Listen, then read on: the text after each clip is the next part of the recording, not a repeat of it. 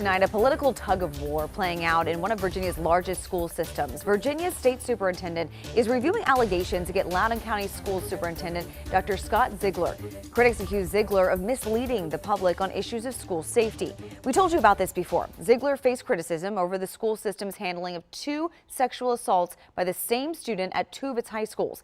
And since then, everyone from parents groups to the governor's office have been calling for Ziegler's removal. Our Matthew Torres is all over this story tonight. Hey there, Matthew. Hey, Charlotte. Governor Glenn Youngkin made it a part of his campaign to rally against Loudoun County school leaders and demand for the superintendent to resign. Now, his newly appointed Virginia superintendent says her office is looking into the allegations against Dr. Scott Ziegler.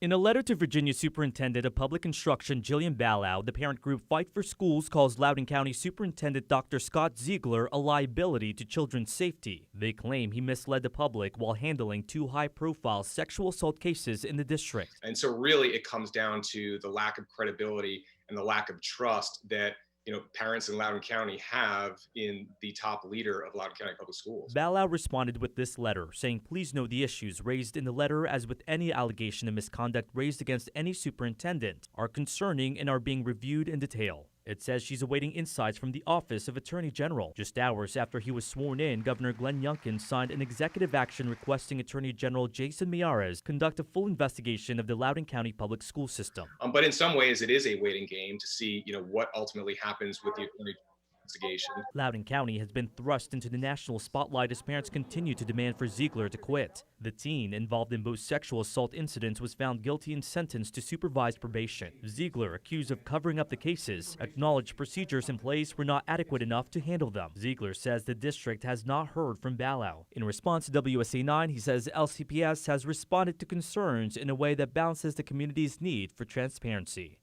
Now, depending on how far this goes, the superintendent of public instruction could recommend Ziegler face a fine, suspension, or removal from his position, according to Virginia law. Charlotte. I think it's clear a lot of people want something to be done. All right. Thanks so much, Matthew.